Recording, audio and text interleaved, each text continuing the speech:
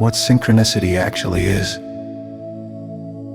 Synchronicity is this: the mindset that generates flow, a concrete daily method for bringing desires to fruition through synchronicity. What synchronicity really is and why it matters. Synchronicity is not a party trick and not a sentimental belief that everything happens for a reason. Properly understood, it is a description of how inner life and outer life can move together when a deeper pattern is active. Carl Jung called it an acausal connecting principle. Two events are linked not by physical cause and effect, but by meaning. An inner state such as an intense thought, dream, or emotional preoccupation coincides with an external event that mirrors it in a way that feels too precise to dismiss as random. You cannot prove this connection in a physics lab, yet at the psychological and spiritual level the impact is unmistakable. It reorganizes the sense of being alone in a dead universe into the sense of participating in something intelligent. New thought reframes the same phenomenon from the inside out. Teachers like Neville, Goddard, and Ernest Holmes argue that consciousness is causal. Sustained assumptions and feeling states shape the conditions of life over time. When Neville advises living in the end, he is giving a method for saturating the subconscious with the feeling of an already accomplished reality, so that circumstances begin to align with that inner conviction. From this angle, synchronicities are the visible edge of your deeper assumptions solidifying into form. The Vedic tradition goes further back and adds an ethical and metaphysical backbone. The Gita and related commentaries analyze desire itself.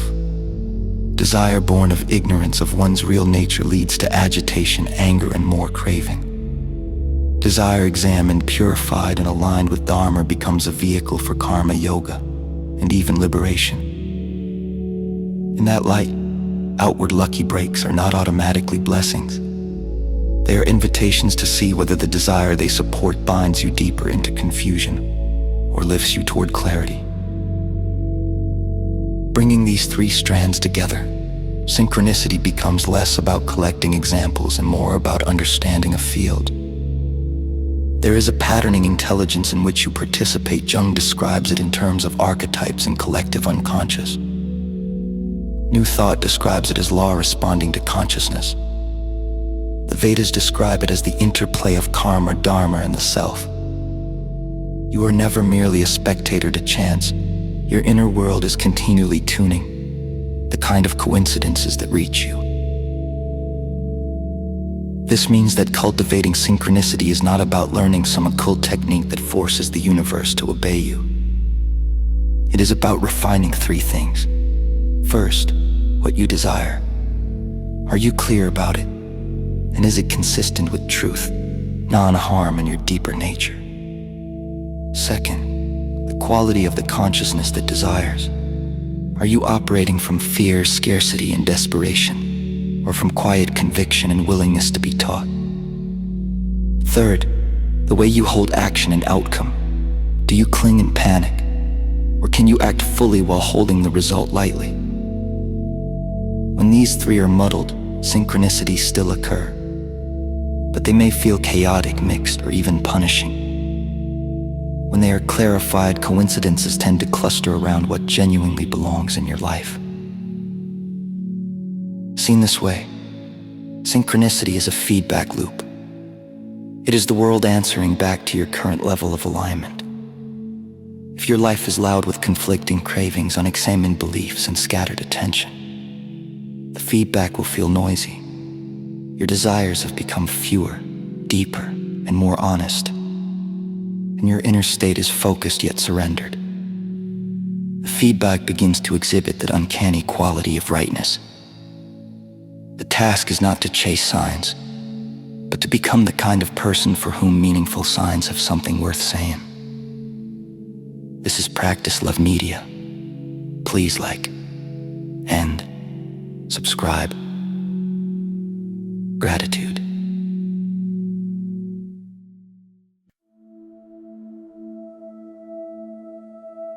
The mindset that generates flow, synchronicity. A life of rich synchronicity rests on a specific inner configuration. At its core is a paradox. You are asked to care deeply and direct your consciousness deliberately, while at the same time relinquishing the anxious attempt to control outcomes. This is where Jung, New Thought, and the Vedas meet. Clarity is the first requirement. Vagueness fragments the field. The universe can only echo energy that has a shape. Modern manifestation work emphasizes choosing one primary change and defining it with enough specificity that action and attention can gather around it.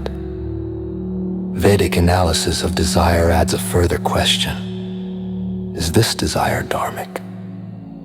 Does it harmonize with your conscience, with non-violence, with a sense that you are moving toward truth rather than away from it?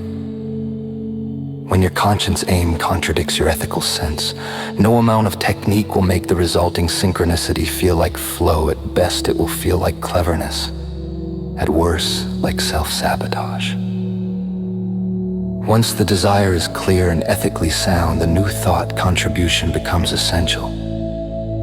Assumption. Neville Goddard's instruction is brutal in its simplicity. Stop letting the outer world dictate your sense of what is possible. Assume the state of the wish fulfilled and return to it repeatedly until it feels normal.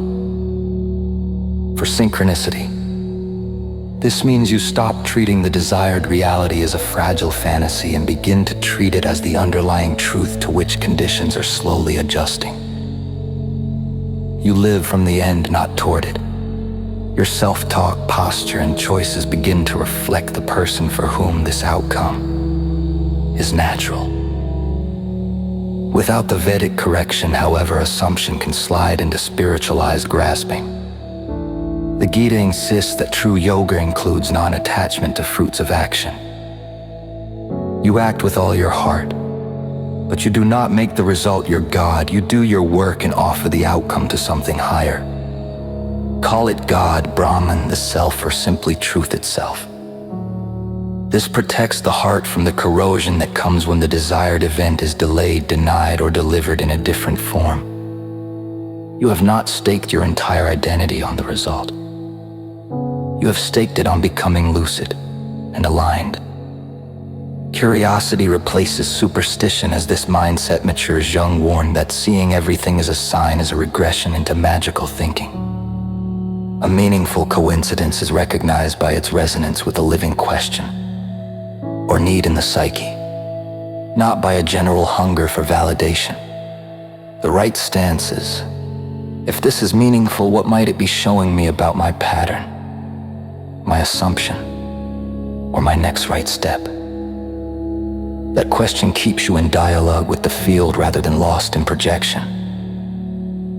The final component is environmental and linguistic coherence. Research on behavior change and manifestation alike highlights how environment and self-talk either reinforce or erode the inner state I. If you attempt to hold a state of quiet confidence while your physical space screams chaos and your daily words drip with cynicism, you are transmitting a scrambled signal. The mindset that generates flow is not a private mood. It is supported by your room, your calendar, your digital diet, and the way you speak about your life. When these visible aspects line up with your invisible assumption and with your ethical clarity, synchronicity stops feeling sporadic and starts feeling like the natural language of a well-tuned life. Stay with us. Like, subscribe.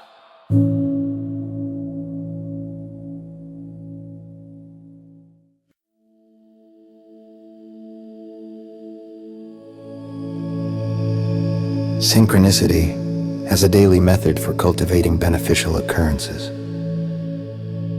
Turning these principles into a lived method means designing a day in which desire, assumption, non-attachment, and listening all have a place.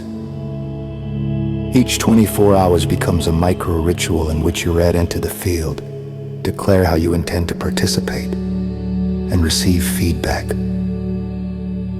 Begin with morning clarification before any screen. Take one page and name the one change that matters most right now. Ask in writing why it matters, to you and to others. Then ask whether the way you imagine achieving it would violate your integrity or diminish someone else. If it would, refine either the goal or the means. This act brings together new thoughts demand for specificity with the Vedic insistence on Dharma. Next, move into assumption. Close your eyes for a few minutes and imagine one short scene that would be true if the desires were already fulfilled. A simple moment that implies the large reality. See it, hear it, feel it from within your own body. Let the emotional tone of that scene, the relief, the rightness, soak into you.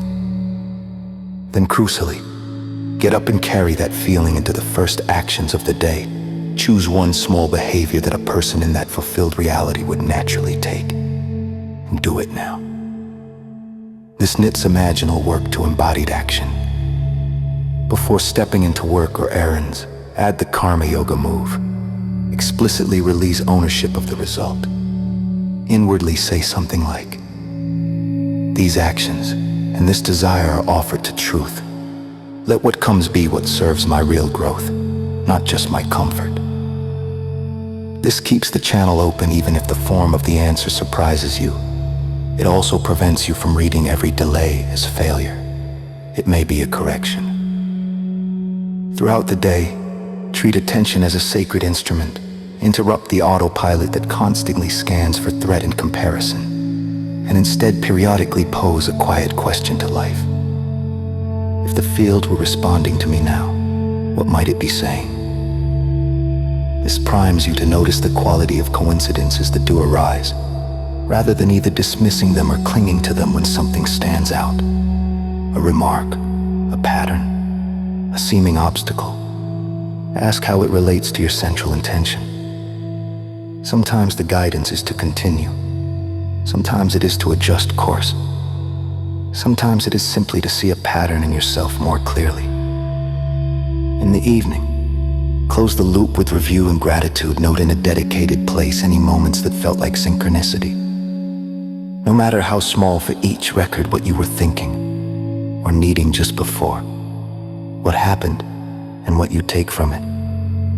Over time, this builds an intimate map of how the field tends to speak to you. Through people, through books, through numbers, through dreams. Offer thanks not as flattery, but as a focusing act. By honoring certain occurrences as meaningful, you train your own psyche to register and receive more of the same. Live this way. Cultivating synchronicity is no longer about collecting impressive stories. It is a disciplined and gentle way of bringing desire, consciousness, ethics, and action into a single current. Jung's acausal principles. New thoughts, laws of mind, and the Vedas' insights into desire and duty become one practice. Clarifying what you want, becoming a person for whom it is natural, acting as if you are helped, and listening for how reality answers. Over months and years, beneficial occurrences cease to feel like exceptions.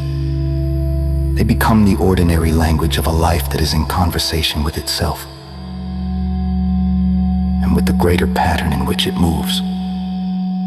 Thank you all for listening to Practice Love Media.